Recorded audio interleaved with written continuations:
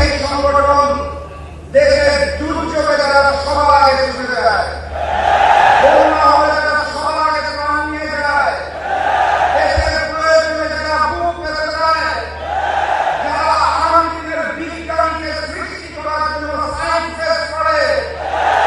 জুলাই অভ্যুত্থানকে ধারণ করে চিত্র প্রদর্শন করে